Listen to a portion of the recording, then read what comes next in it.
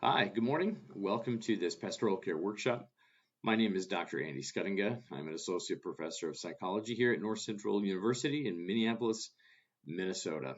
This talk I originally gave on October 24, 2024, and I'm re-recording it today for your viewing pleasure. Hope you are all doing well, and just thank you for the work that you do in ministry, in your churches, in your congregations, and in your communities. I hope this talk will be helpful for you today. We're going to cover a few different things. I want to talk about the role of pastoral counseling and the difference between pastoral counseling and pastoral care, which is significant. I also want to offer some helpful suggestions for how pastors can best help people with mental health disorders, mental health issues. And also I want to talk about some of the things that pastors can do that can be really hurtful or harmful to your parishioners, to your clients potentially. So let's dive in. The first thing I want to offer a few caveats before we start. Number one, I have no assumptions about any of you who are listening or about what you know or what you don't know or what you have experienced. So you may hear me talk about some things that you are very well versed in. You may hear some things hopefully that are new to you and helpful. And again, I don't know everybody's story. So if I touch on some things that are difficult for you, I apologize. But at the same time, these are things we need to talk about as well. And I hope I can do it in a way that's helpful to you. We can agree to disagree. Although I have a counseling degree and experience as a therapist and a mental health counselor, I've also been teaching at the university level for a long time. I don't have the answers for everything. And everything I say today or in this recording, some things you might disagree with, and that's completely fine. Just make sure that you're doing your research and you do your own research. And there's facts and opinions. And those are two very different things. Third, I'm not a pastor. I've never been a pastor, and I don't pretend to be one. So I am not speaking to you as someone who says, I know what it's like to be in your shoes, because I don't.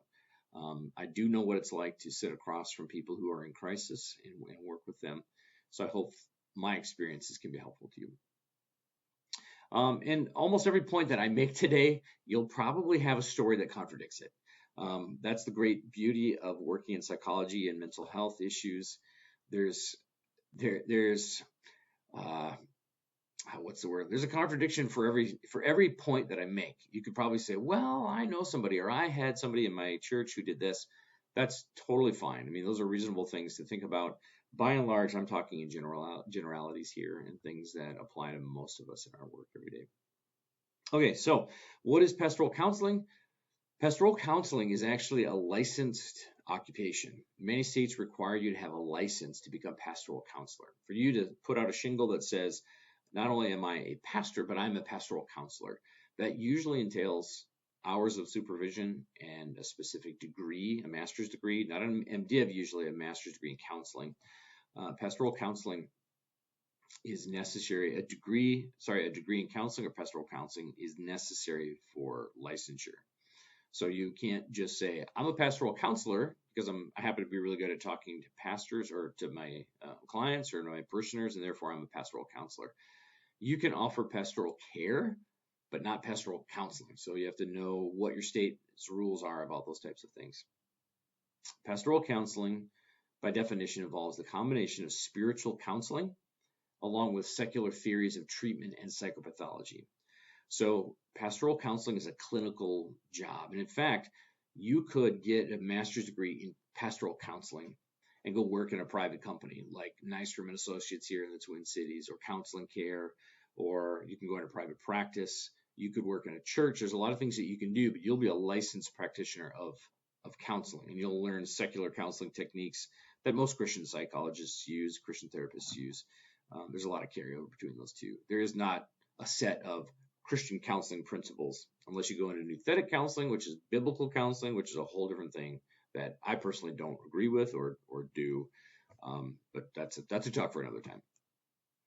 For pastoral care, however, you just need to be a pastor. Any pastor can offer pastoral care. And we'll talk about what those two different things look like throughout this presentation. So there's a few different thoughts I want to offer right away about people in general. All people are created in the image of God. Imago Dei, I fully believe in that, regardless of race, ethnicity, sex, gender, or religion. No matter what, anybody you talk to, everyone we talk to, every human being that we know and interact with are children of God. They're created in the image of God. I believe that wholeheartedly, and I think every counselor and every pastor would probably agree with this as well. We're created to be in relationships, not only with God, but with others, and to a degree, ourselves. I think it's important to know ourselves well. I think it's very important for not only pastors, but teachers and professors, youth pastors especially, to know themselves. Because if you're working with people who are struggling with their identity and you're struggling with your own, who you are as a person, who you are in Christ, I think it's important to have those things kind of laid out for yourself before you help other people. Good mental health takes work. It's not something that is just natural for everybody. Many people struggle with mental health issues. Many of them don't reach the point that they can be diagnosed with a mental health disorder. That doesn't mean they're not suffering. And so it's important for us to remember that good mental health takes a lot of work. You have to put effort into it. Just like it takes work to be a good shooter in basketball, or it takes work to be a good painter, or an actor or a singer. You don't just show up, grab a mic, and start singing, and everybody's amazed by you. It takes work and practice. I also believe people are both remarkably simple and incredibly complex. I like to talk to my students about the unpredictability of humanity. You might have a friend who does the same thing the same way 100 times in a row, and on 101 they decide to do something completely different, maybe even irrational. And we say, why did you do that? Well, it's because people are complex and things add up, or things will suddenly change. But in the end, we are pretty simple people in a lot of ways too. We're all sinners, and I think we all agree with this here. This is a pastoral care workshop, and if you don't believe that sin exists, then you're in the wrong church, I think. All of life is impacted by our sinful nature. No one is immune from this. Not pastors, not teachers, not psychologists, no one. So we have to always keep that in mind with our clients. So how can pastors best help with mental health issues? Number one is listen carefully and fully understand the issue before offering a solution.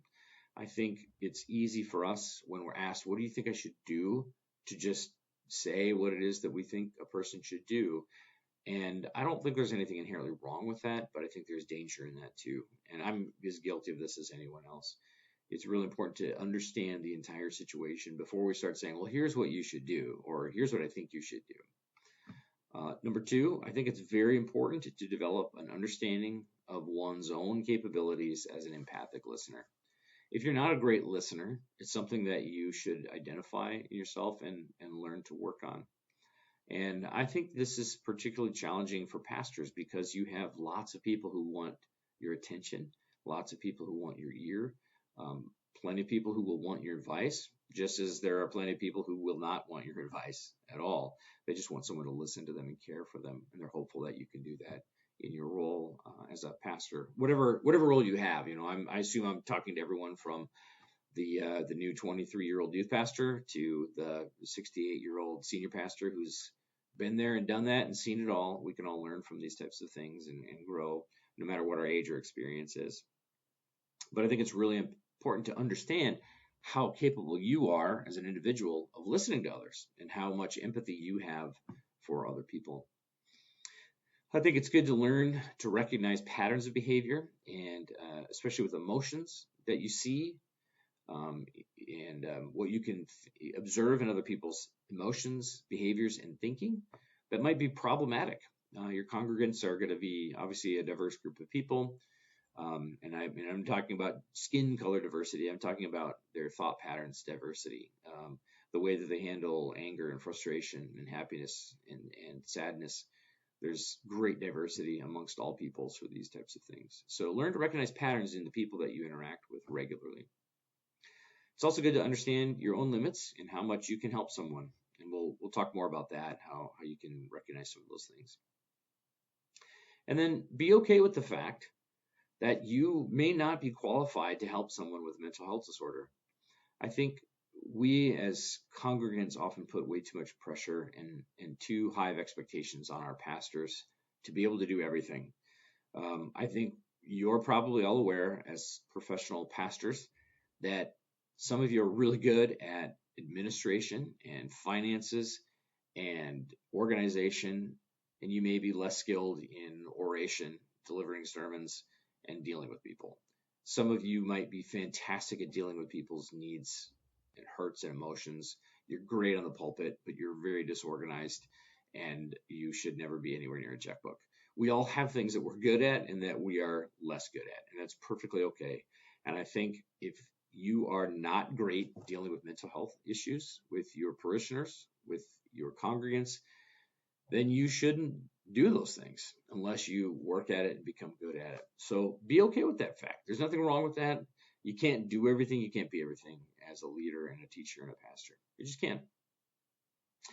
Also, I recommend that you have an active relationship with a licensed professional therapist or agency.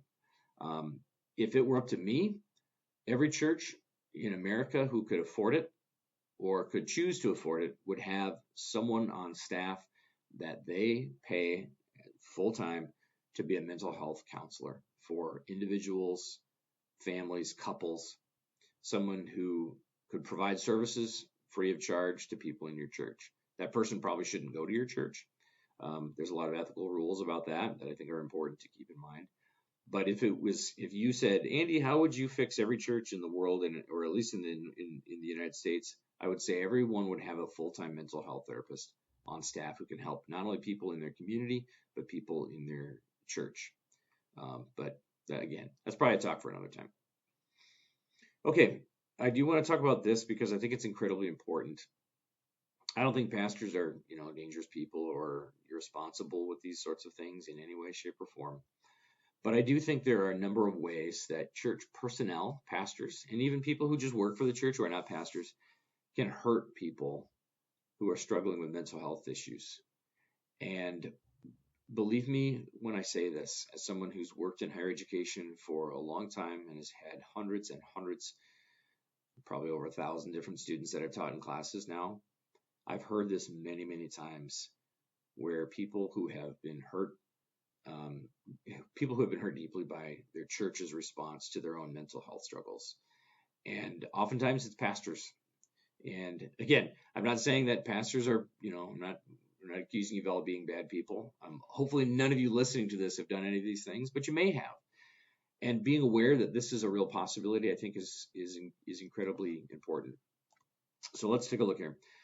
The worst thing that I think anyone can do, but especially those in caring positions like pastoral care or pastoral positions, is to be dismissive of mental health issues. And I don't mean in terms of, I don't believe in mental health issues, and not that kind of dismissiveness, but the easily dismissed types of things that we can say. Whereas somebody says, I'm feeling pretty depressed, you say, you'll be fine. You're going to be okay. It's going to be fine. You'll be fine. Don't worry about it. These things come and go. Depression is a phrase. You'll grow out of it. Maybe, but probably not. Hey, it's okay. Lots of kids are dealing with this. This is normal. Everybody struggles with these sorts of things. That may be true. In fact, in a lot of cases, it is. Of course, there's a lot of teenagers who struggle with identity issues. Who am I? How do I fit into this world? I have no friends. I want to be goth. I want to be a theater kid. I want to be a jock. I want to be a nerd. Right? Well, yeah, of course. Those are phases that a lot of kids go through. That's part of becoming an adult. There's a lot of kids that deal with this, and that is normal. But that's not what you say to somebody who's dealing with it. You say, man, that's hard. Let's talk about it. I understand. Many people threaten suicide, but they don't do that. We will talk about that in a little bit. You never, ever, ever say that to someone who comes to you and says, I'm thinking of taking my life. That's something we take very seriously every time, even if you think or believe or maybe even know that they're not serious about it. We always treat those things with great gravity. And I believe this may be the worst thing to say of all. If you just pray more. Pastors, please heed this warning carefully. Those of you who are listening to this, please never tell someone who's coming to you with mental health issues, just pray more. That's probably one of the most dismissive and hurtful things that people have said to me that they hear frequently from people in their churches. Just pray more. That'll take care of it. Um, Obviously, you should continue to pray, or maybe even start if you haven't begun. But the insinuation that this is a spiritual issue that's kind of your fault for not praying enough is incredibly harmful and hurtful to people who are struggling with any kind of mental health disorder. I mean, imagine feeling a great deal of anxiety in your life and you're constantly praying to God, please take this away from me. And you go to someone for help and you say, I have an anxiety problem. Can you help me? And you say, brother or sister, just pray more. And God will take care of it. Well, I pray 18 times a day for this for years and it's never gone away. And now you're telling me to pray even more? Maybe this God that I'm praying to is not very good at listening, or maybe doesn't exist. So we have to be really careful with these types of things. This again, it's an insinuation. Whether you mean it or not is irrelevant. What you say to someone when you tell them to pray more is telling them that their spiritual life isn't good enough. And I think that's incredibly detrimental. And these are tied to some of the other worst things to say to people struggling with mental health issues. You just need to be closer to God. Well, I know we're talking to pastors here,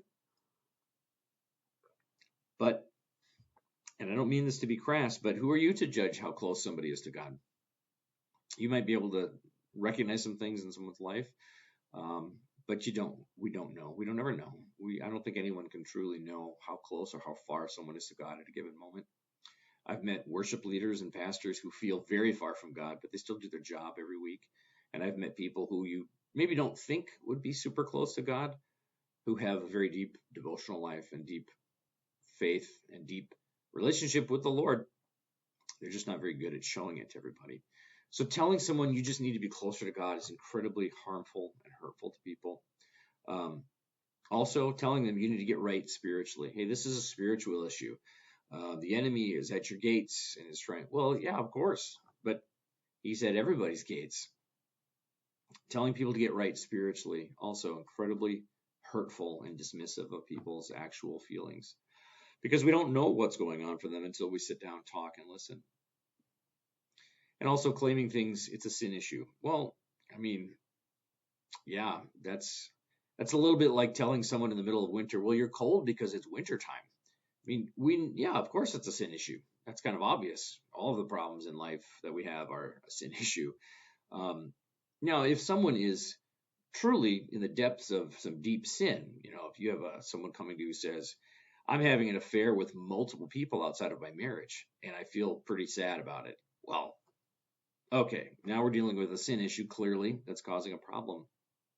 But if you have someone who says, I've been deeply depressed for a couple of years now, and someone says to them, well, it's probably because you're not living right. It's a sin issue. Just the hurt that people get from that is deep and abiding. It sticks around for a long time. Yeah, like I said, this can be incredibly hurtful and really detrimental, and they're not going to come back to you for help. They're going to leave. They're going to find someone else. Hopefully they'll find someone else if that's the case. But these are things that we hear about so often in our psychology department. Students write about this all the time, that they went to someone for help and the person told them it's a spiritual issue. Pray more. You just need to get closer to God. Get into your Bible more deeply. And they completely miss the point of what's going on. And also, and another way to look at this is it's not helpful language to use. And it takes a really limited view of our mental lives. We are deeper than just spiritual beings. We're intellectual beings. We do things, we behave, we make choices every day, and not everything is a spiritual issue. Sometimes it's very different. Phobias, if someone has a severe phobia of going out in crowds, that's not a spiritual issue. And you might say, well, it's a spirit of fear. Okay, but is it a spirit? Or is it just something traumatic that happened to somebody and they need to get over it with some help? So these are important things to consider. It's easy to assume in a church setting that everyone who comes to you has a spiritual issue, but that may not always be the case. And yeah, I just literally just said this. There are obviously some spiritual issues involved in counseling, and we'll talk about what those are, particularly for pastoral care in a little bit. But not everything is spiritually motivated. Um, Again, attaching spiritual health to mental health can be very unfair to a person coming to you in need. I like to think of the story of the blind man when the apostles were asking Jesus, "Well, what did this man do, or what did his parents do that he basically deserved to be blind?" And I think even today we can do that with people who are struggling. We think of, well, what did they do? What did they do to deserve this? They must not be living right, or they must not be in their Bible enough. And we're just going to stay away from those types of things. Also, I think it's really unhelpful for people allowing people to wait for a miracle.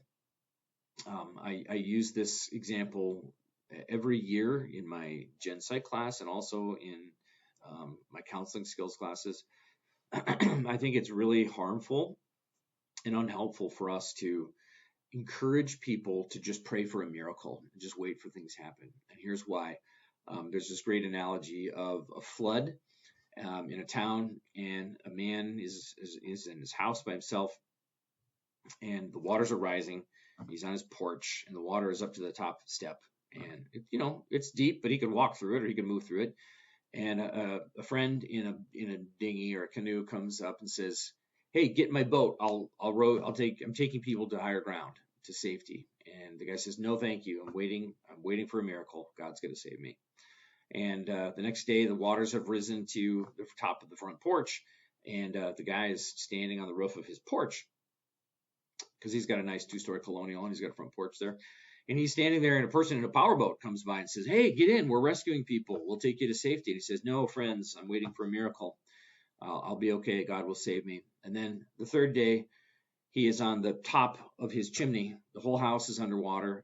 The flood waters are raging.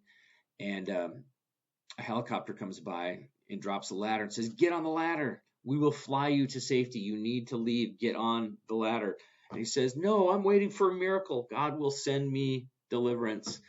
And the fourth day they come by, and the man has drowned because he has nothing left. And the miracle had been there 3 times already. And I think this ties very well with mental health disorders.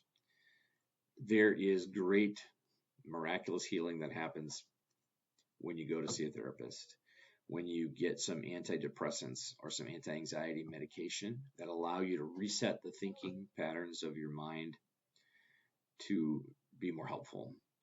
I truly believe this with my whole heart. Most mental health issues can be solved. There are certain disorders that I'll talk about later that really aren't solvable for people long term. But most of the people that are going to come to you for help have problems that can be solved. They can be fixed. They can be given help. And they don't require a miracle. Of course, I believe in miracles. I don't doubt that at all. I think God can do whatever he wants. I would never put a limit on God that way. But I also believe that God allows for things like this to happen to us to learn to be closer to him, to rely on him, and to get help from other people. And so when we encourage people, just pray for a miracle and God will heal you. I don't like that in mental health terms, because I think people have work to do and they need to do the work themselves. And yes, God can and will do miracles for people, but I also believe many times he wants us to put the work in first. And so I think that applies very well to mental health issues. So there's a mental health chaplain named Glenn Ryswick, who he's a Assemblies of God chaplain. And this is a great quote, I think. He says, "More than we realize, those of us in ministry often communicate a works righteousness. We subtly communicate that we have to pray more, read more, fast more to measure up and make God happy." And I think this is absolutely true. I think this is exactly what we can convey sometimes, often unintentionally, but we do convey this idea that if you just work harder at it, it'll go away. Or you just do the right things, whatever it is, will go away.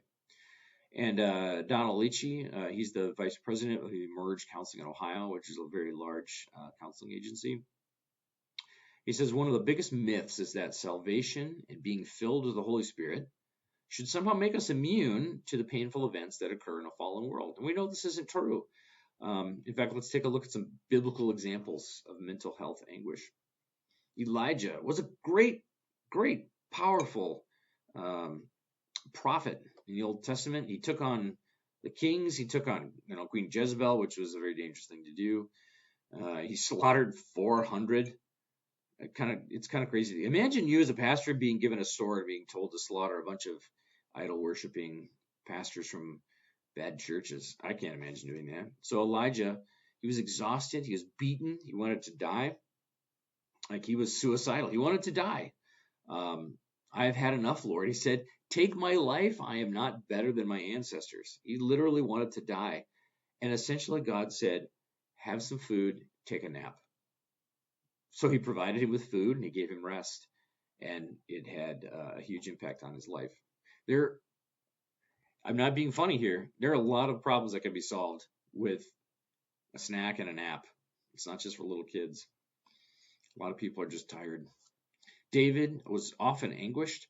He wrote a lot about this. He and others wrote about this in the Psalms. The Psalms are full of depressing Psalms. David was anguished. He may have suffered from depression, and he was an adulterer and a failed parent. I mean, his son was planning to kill him and take over the throne. We don't often have to deal with that in our churches. Psalm 38, verse 4 says, my guilt has overwhelmed me like a burden too heavy to bear. Psalm 42, verse 11 says, why are you downcast, O my soul? Why so disturbed within me? Put your hope in God, for I will yet praise him, my Savior and my God. There's more. The Psalms are full of lament, sorrow, and anxiety. I encourage you all to read Psalm 88 and read it with passion, and you will feel what it's like to be depressed if you have been able to avoid that feeling for most of your life. Jonah, even after God reached out to Jonah again with great compassion, Jonah responds, I am angry enough to die. Believe it or not, one of the leading causes of suicide is anger and vengeance. A lot of people will kill themselves because they are deeply angry and because they want to get revenge on people. They'll show everyone when they're dead how much they're going to miss them. This is a very real thing. Job is full of these examples. He was clearly a man of God. He did not curse God. He did not denounce the Lord. But he did say, why did I not perish at birth and die as I came from the womb? I have no peace, no quietness. I have no rest, but only turmoil. I loathe my very life. Therefore, I will give free rein to my complaint and speak out in the bitterness of my soul. Terrors overwhelm me. My life ebbs away. Days of suffering grip me. Night pierces my bones. My gnawing pains never rest. My goodness. Just imagine this. Well, this is what a lot of people feel every day. I have no rest, but only turmoil. I have no peace, no quietness. I'm suffering bitterness, terror. That sounds awful. And these are real people who lived in the Bible, who suffered greatly from mental health issues. Were they diagnosable issues? We have no idea. I don't even like trying to guess those types of things because there's such a lack of information about that. But Jeremiah was known as the weeping prophet. He cried a lot. He dealt with his own poverty, his own rejection, his own loneliness. Jesus was frequently anguished. And all of these people are powerful leaders or examples of one who was close to God. So I think even the Bible is here just simply telling us, look, you are not immune. Just because you are a strong, firm, faithful follower of Jesus Christ, that does not make you immune or protected from mental health disorders. It doesn't. It has nothing to do with your closeness to God. It has a lot to do with a lot of different things. There are many factors that go into mental health issues. And on a side note, I get this question a lot. I don't know where many of you stand on these types of things. You probably have different thoughts about this. A lot of students want to ask me, well, when we talk about schizophrenia, for example, hearing voices, seeing things, hallucinations, delusions, is it demon possession or is schizophrenia a real disorder? And I think I'll just be very, very frank. I think it's incredibly irresponsible to just assume that anyone with schizophrenia is just possessed by a demon. I don't believe that's the case. Schizophrenia is a real brain disorder. There are scans that prove this quite clearly. And I don't think demon possession is actually a very common thing here in North America anymore. And this is the same thing I tell students. These are real disorders. There are real mental health disorders. Mental health is a real thing. There's a lot of flawed ways that we deal with it and talk about it in society, but that doesn't mean it's not real. Is it common? I don't think so. I don't think in this highly secularized North American society that we live in, I just don't think people are impressed or concerned about things like demons or the spiritual world. I think that works in places like Haiti, for example, where voodoo and hexes and the demon world, the barrier between us and the demon world, I think is thin in some places. I think it's thick in the United States because we have so many people who are highly educated, they're logical, and they just dismiss the idea of a spirit world. So I think the devil attacks through different things like this, our world famous computer in a pocket. There's plenty of things in these babies that cause us all kinds of problems that lend us a hand towards anxiety and depression and feeling inadequate, wasting time. I mean, there's legions of things that we can do with our phones that get us into trouble. We're not going to talk about that today. But I just simply think Satan's tools are different. I don't think the homeless guy yelling at the sky about death and blood and who knows what, I don't think that's a demon possessed person. I think that's someone with a mental health disorder. Okay, so pastoral wheelhouse. What are the most common spiritual issues that people come to pastors for? This is, based on good, solid research. Number one is questioning or struggling with one's faith or belief system. These are the things that I believe you as regular day-to-day pastors should be dealing with and also should handle in your counseling sessions. This is what I think pastoral care should be about, spiritual issues. So, I think this is pretty an obvious one, questioning or struggling with one's faith or belief system. Spiritual crises, should be crises, actually, not crisis, or a spiritual crisis or existential concerns. And what I mean by that is, what am I doing here? What is my purpose in life? Who am I? Who do I belong to? Is God real? Am I a created being, or am I the product of a billion years of evolution? I don't know. What do you think? These are things that pastors can deal with regularly in terms of pastoral care. Covered that already. Difficulty finding meaning or purpose in life. Grief and loss, especially related to spiritual beliefs or your religious community. What happens when grandma dies? I'm not sure I'm a believer. I'm not sure I believe in heaven or hell. Do those things exist? Should I be concerned about the afterlife? You're going to have people who come to your churches who still wonder about these things. We preach them, we teach them. We assume that they know those things if they come to church, but they may not. They may be really struggling with some of those things because they're pounded by these secular messages of what is an afterlife? What does the spirit world look like? I think many people struggle not only with forgiveness of their own sins, but forgiving others. That's a huge barrier. And even secular therapists are very bullish on healing people when it comes to forgiveness and allowing them to forgive those who have hurt them, particularly in cases of abuse, sexual, physical, mental abuse. These are all ways that people need to learn how to forgive those who have trespassed against them. Also, moral or ethical dilemmas. Sorry, I should be drinking out of my North Central mug here. A little free advertising. These could be anything from, is it right for me to not pay my taxes for 10 years because I don't like the government? To, I've had an affair and I haven't told anybody. What should I do about that? These are things that pastoral care can definitely help with and work with. Helping your congregants or non-congregants people integrate spirituality into their daily life and decision making. How do I live out my faith every day? How do I become a 24/7 Christian, not just a Wednesday and Sunday Christian? It's a big thing for a lot of people. They're going to come to you for this kind of help. Also, I think issues related to religious or cultural identity. These are all on a long list of things that pastoral care and pastoral counseling deals with the most. Healing from religious or spiritual trauma. My previous pastor at another church abused me sexually. I suffered abuse physically at the hands of, the priests and nuns who ran my school or the Christian school that I went to. I was repeatedly spanked or repeatedly physically punished, and it had a huge impact on my life in a very negative way. Healing from messages received from the pulpit that pointed out my sin to everybody. It's probably in their head that they think they're talking about you, but this is a real thing. Many people talk about this sort of stuff as spiritual trauma, religious trauma. We have to be aware of those things, and how do we help heal people from that? A lot of people will come to you seeking guidance or support, again, for spiritual growth and development. I just want to be a better Christian. How do I become more Christ-like? Can I talk to you a few times about how to do that and what I'm supposed to do? These are fantastic examples of spiritual care, pastoral care that you can offer without any kind of a degree, honestly. You just have to know your theology and know what you should be teaching people from the Bible about these types of things. Now, the most common counseling issues, and when I say counseling, I'm talking about people who go to a therapist or a pastoral counselor who's trained in these areas, who are clinicians, who are professionals.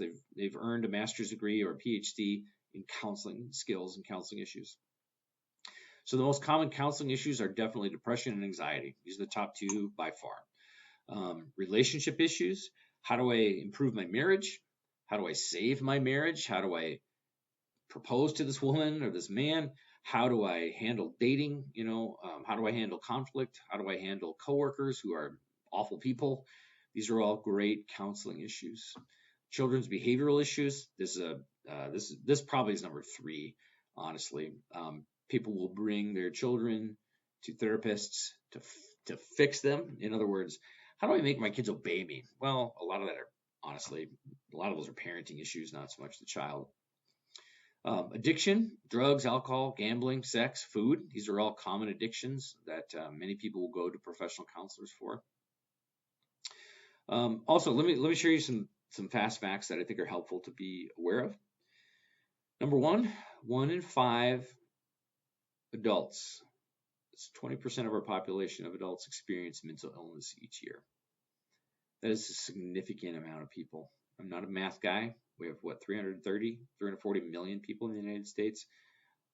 20% of those, it's like 60, 70 million people, experience mental illness each year. That's a lot of people. There's people in your church right now, I guarantee, who are struggling with mental health issues that you have no idea about. Guarantee it. 1 in 20 U.S. adults experience serious mental illness each year. We're talking about major depressive disorder, bipolar disorder, schizophrenia, obsessive compulsive disorder. Some of these things that don't just go away and aren't just easily talked out of.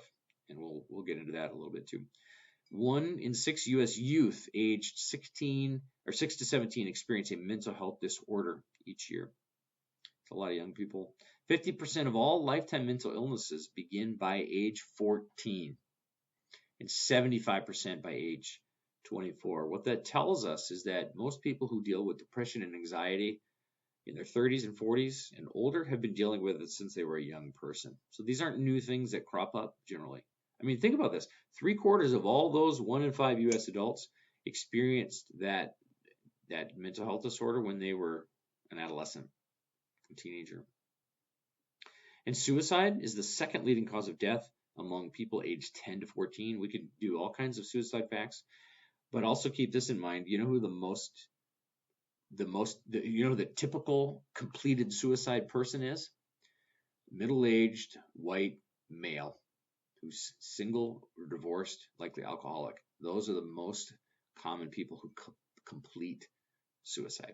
So it's the second leading cause of death among 10 to 14-year-olds, but it is much more likely to be completed by somebody in their 40s or 50s who's a single white male.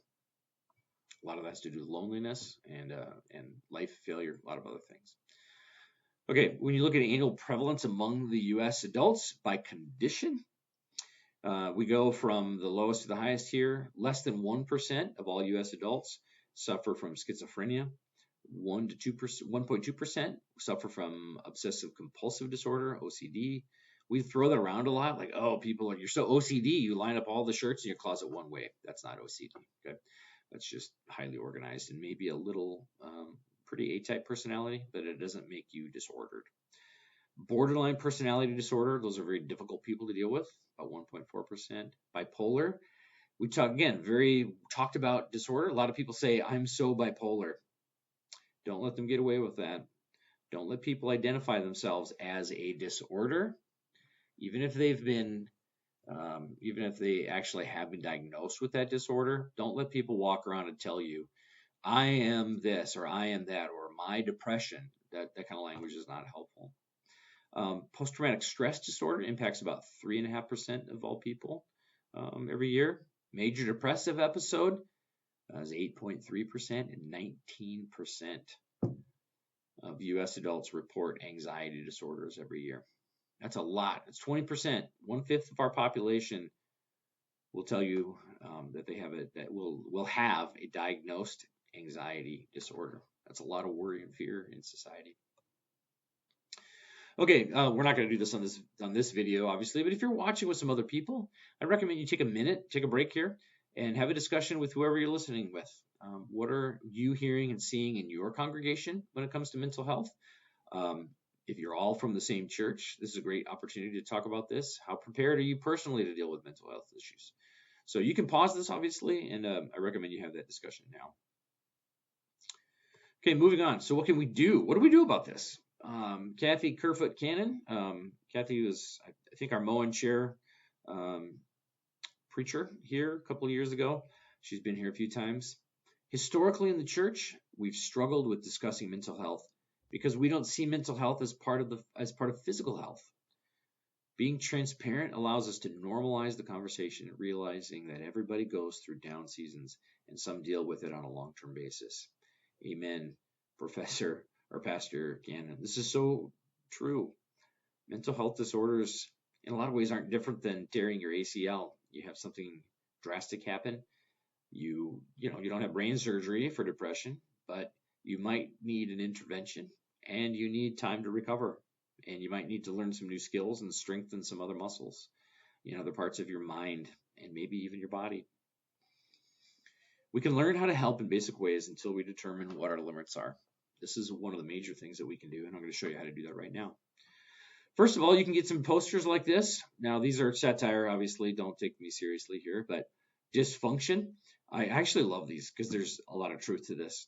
You'll notice, I don't know how hard it is for you to see this or not, but it says the only consistent feature of all your dissatisfying relationships is you. And guess what? That's actually true. Now, you got to be careful putting that to clients. You don't want to just say, hey, well, you're the problem with everything. That may be true, it may not be true, but it's often the case. How about this? Worth. Just because you're necessary doesn't mean you're important. A lot of people struggle with their level of importance. Sometimes it's too high and sometimes it's not high enough. And then finally, problems. I love this one. No matter how great and destructive your problems may seem now, remember, you've probably only seen the tip of them. I don't know, some of you are maybe my age. I'll be 50 here in a week. We used to have these motivational posters. You'd see these all over the place, in clinics and doctors' offices and people's homes, even these beautiful pictures, like a deer by the water. And it's like peace. It's attainable only by you. And you think, I don't need that every day to look at. No thanks. So I find these pretty amusing, but also, like all good satire, it's partly rooted in truth too. Okay, let's talk about some basic counseling skills. First of all, attending.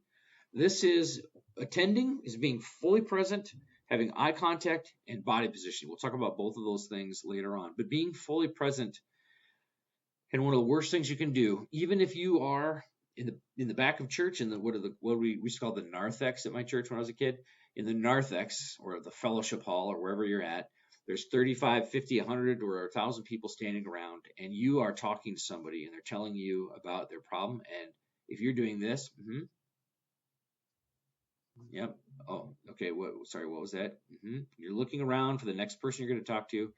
That's not attending. Attending is focusing laser-like on the person who is dealing with you. Building rapport is a basic counseling skill. You can say things, I know what that's like. I understand. We're in this together and I want to help. You can also say, man, that sounds difficult. I have no idea what that's like. I've never been in a situation like that. Tell me more about that. That's how you build rapport. I hear you. I understand you. I see you. I may not be able to completely empathize, but I'm trying. Help me understand more about that. Summarizing is a great tool to use. So what you're saying is, your wife's words have been really hurtful to you lately. You're feeling like you're failing as a husband and you'd like to do something about this that's positive. Is that what I hear you saying? Yes, yes, yes, exactly what I'm getting at. That might have been 10 minutes of rambling and confusion and all kinds of things. But when you can summarize the key point of what someone is trying to convey to you, that gives power to your relationship immediately. And it helps them see that they're cared for and heard and seen and loved and attended to. Here's another helpful hint. Ask good questions. Ask open-ended questions. How did you feel about this? What did you experience when this happened? Tell me more about this. Do you think this is something that X, Y, or Z? What do you think about this? Ask questions that require a paragraph answer, not one word. On the flip side, try to avoid yes or no questions.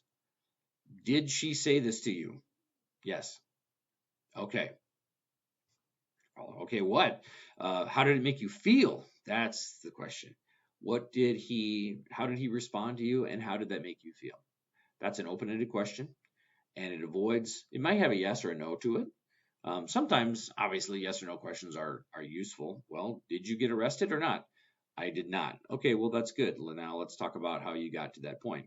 Right? I mean, there's sometimes things you want to ask yes or no, obviously, but in general, try to avoid yes or no questions. They don't expand, they don't allow for an expanse. Always, always, always wait for the client to finish before asking another question. Some people are really good about this. Others do rapid fire questioning. Yeah. Okay, so tell me more about this. Well, then what happened? Well, then what happened? We don't want to do those types of things when we're helping people. Again, avoid why questions. Talked about that. Stay focused on what the client is working on. Now, when you're dealing in a more counseling setting, whether you're pastoral counselor or pastoral care, I like to use the word client in this case because you're helping someone who's potentially paying you. Stay focused on what they're working on. And this is really important. We tell new counselors to do this too. Focus on the problem at hand. Don't get sidetracked by other things. If your person is talking about their struggles in marriage or their struggles with handling something in conflict, and then they bring up the road rage issue that they had this morning, don't get sidetracked by that road rage thing. Don't talk about that. Just say, yeah, that sounds hard, but let's focus on what we're doing. That's really important to do.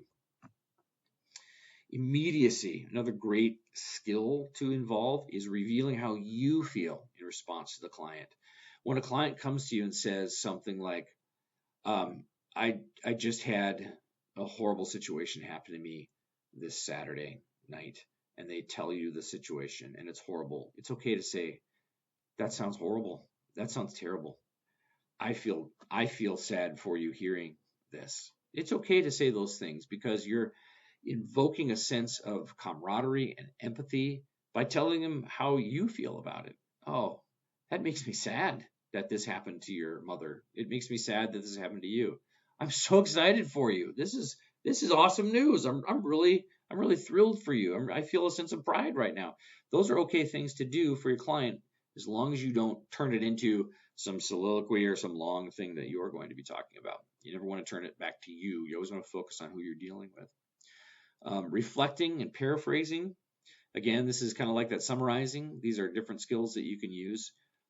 You could say things like, I'm getting the sense that you really want to work on X, Y, or Z. Or I hear you saying that you're starting to recognize that you're the problem here in this relationship, not the other person. It's you. Am I hearing that right? That's the kind of reflecting or paraphrasing that you can do that allows the client to say, no, that's not quite what I was getting at. That's okay. That's part of the dance of getting to the heart of the matter. Sometimes you might paraphrase and get it wrong. There's nothing wrong with that. That's not a mistake you've made. That's focusing and probing on what your client or what your person is saying to you. And the hardest thing of all, and I learned this in graduate school in my program, and I've learned this through lots of experience, is silence. Just being silent. Just let your client, let your congregant, let your person that you're working with, let them have a minute. Because they might say something very profound that's hurtful to them.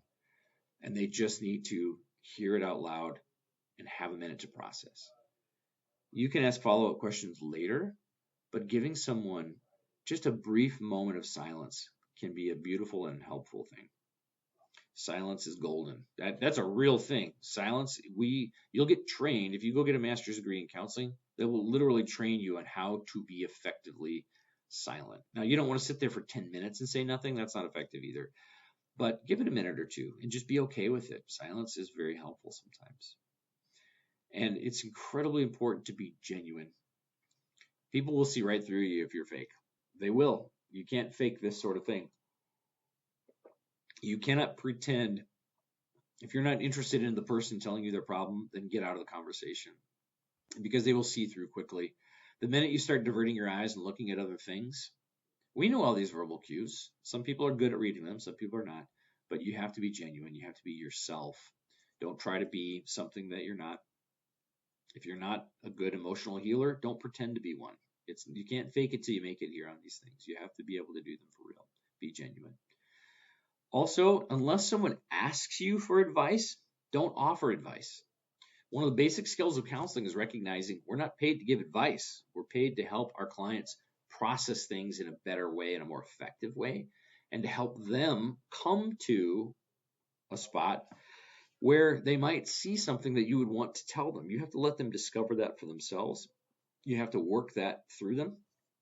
Now, obviously, if they come and say, Pastor Bob, Pastor Joe, Pastor Carol, what do you think I should do? Okay, they're asking you for your advice. Give them your advice. But even then, I'm hesitant to want to do that, because sometimes the best thing is to say, well, before you ask me what I think, tell me what you think you should do.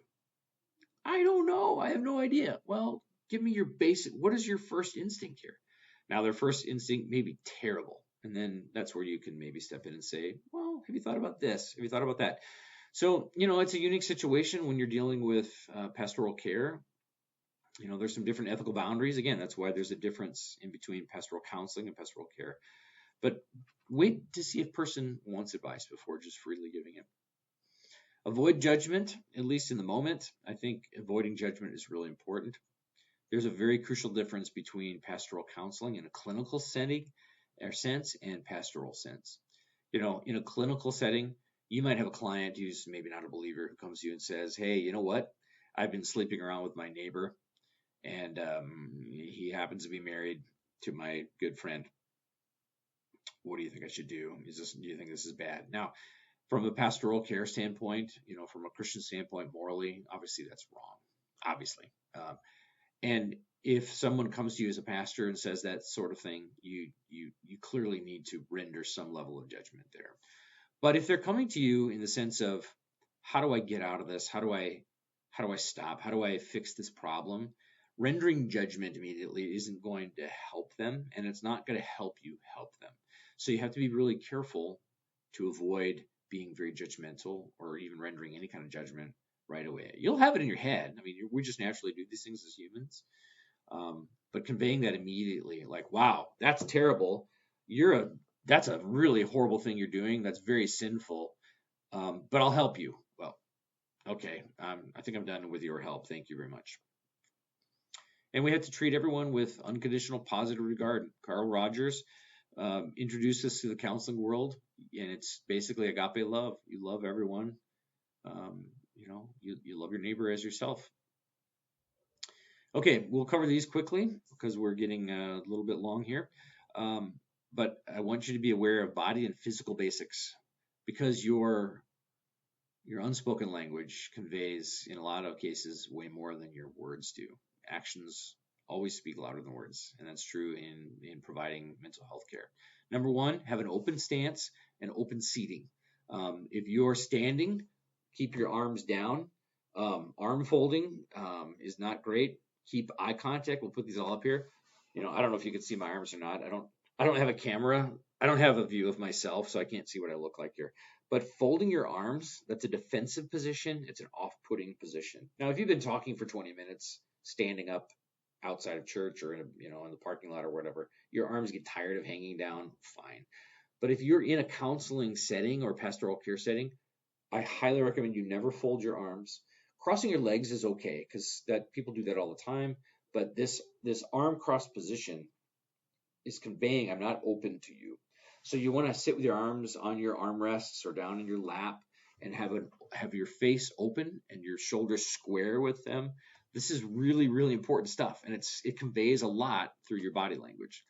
Always maintain eye contact. You don't want to do the creepy 9-yard stare where you start to cross your eyes after a while, but try to engage with as much eye contact as possible, particularly when they are telling you something that's painful and hurtful to them. It conveys full attention. Never eye roll anyone. Ugh, right? Don't do that to someone. When they say something to you and you eye roll, that signals contempt.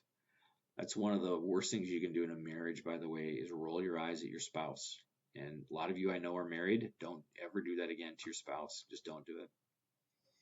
Again, face them directly. You don't want to have these men do this a lot. They have these side-to-side conversations where they're kind of shoulder to shoulder and they're staring off into the ether or watching a game on a TV or something like that. When you're in these situations, you turn and face the person, look at them, give them your full body and full mental attention. If you're in an office, have Kleenex ready. There's nothing more awkward than wiping your nose on your sleeve because there's nothing else. You don't want to do that. You want to avoid having people, sniffing all the time. Have plenty of Kleenex in your office for these types of things. Okay, when is it time to hand off? When is it time to recognize when you're not the person?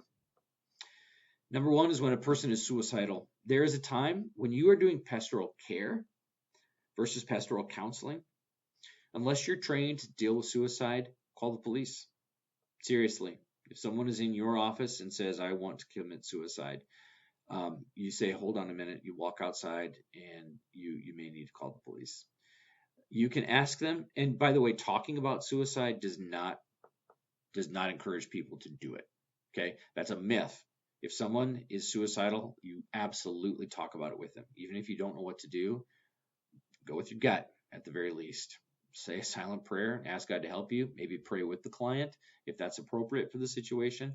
But if a person says, I want to die and I'm going to kill myself today, in fact, after this meeting, I just want you to know I'm going to go home and I'm going to kill myself. You go call the police right away. They need to be hospitalized. Now, if a person comes in and says, I've had thoughts of suicide, what do you think I should do? You say, well, do you have a plan? And if they say, no, I don't have a plan. I don't think I could even do it, but I've just had that thought. We don't need to call the police for that.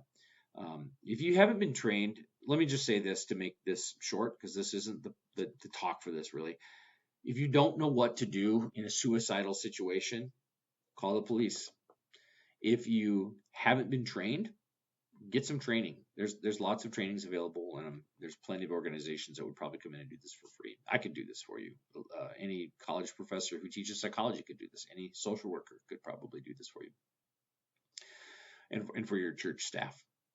Eating disorders, please, pastors, never, ever, ever try to solve an eating disorder by yourself. These are really, really difficult disorders to deal with. Anorexia, bulimia, eating disorder not otherwise specified. These are very, very hard to treat. And your parishioner, your congregant, whoever it is you're dealing with, if they say I'm anorexic, I need help, your first thought, your first response should be to say, that is really hard, but let me connect you with someone who can help you, because you are not that person. Just please believe me when I say this. Please have the humility to say, I am not capable of doing this. It requires a lot of training. If a person has been depressed or anxious for several months or longer, this is when they need professional help. They need to go see a therapist or a psychiatrist, potentially. Please direct them to those for that kind of help. If someone is bipolar, schizophrenic, borderline personality disorder, if they come to you and say, I have one of these disorders, if they're getting help from a professional and they still want to talk to you as a pastor, that's wonderful.